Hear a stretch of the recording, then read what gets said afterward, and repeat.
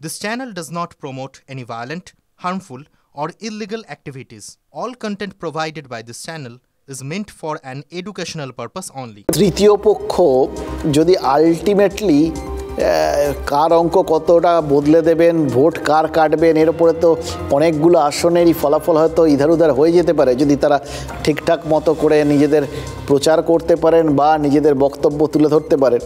কিন্তু কোথাও গিয়ে এই বক্তব্য কি তারা তুলে ধরবেন যে ধর্মীয় জায়গাটায় সেখানে রাজনীতি ঢুকে ফেলে আলটিমেটলি বেসিক জায়গাটার কোথাও গিয়ে সর্বনাশ করে দিচ্ছে।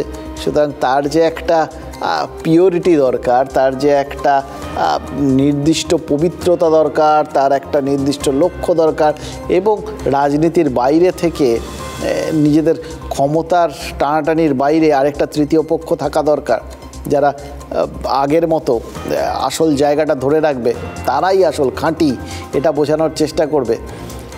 এইটা কোথাও গিয়ে কি রাজনীতিকে আরেকবার ধাক্কা দিয়ে যাওয়া নয়? তবে কিন্তু খেয়াল করে দেখুন, এরাও রাজনীতি করেই রাজনীতিকে ধাক্কা দেওয়ার পথটা নিচ্ছে। ব্যক্তি স্বার্থে আমাদের সমাজের কথা না বলে তাদের নিজের স্বার্থে নিজের কার্যসিদ্ধি করে গেছেন। তাই আজকে আমাদের সময় হয়েছে যে হরিচাঁদ গুরুচাঁদ ঠাকুরের মূল আদর্শকে বাংলার তথা ভারতবর্ষের বুকে প্রতিষ্ঠিত করা। এটা তো আমাদের সঙ্গে এই করেন, আমরা অল ইন্ডিয়া মতো মহাসংঘ করি। গুরুচাঁদ ঠাকুরের থেকে শুরু হয়েছে প্রমথরঞ্জন ঠাকুর, তারপর কপিলকৃষ্ণ ঠাকুর, তারপর আমার দায়িত্বে এসেছে। আমরা এখনও কোনো রাজনীতি দল আমরা খুলিনি। আমরা মতুয়ারা স্বতন্ত্র আছে, যে যেখানে তারা ভোট দেবে তাদের স্বতন্ত্র থাকা উচিত। কেউ যদি এটাকে করতে চায় সেটা হচ্ছে তাদের ব্যাপার, এটা আমাদের সঙ্গে ডিসকাস করেনি, আমাদের সঙ্গে তারা মেশেনি।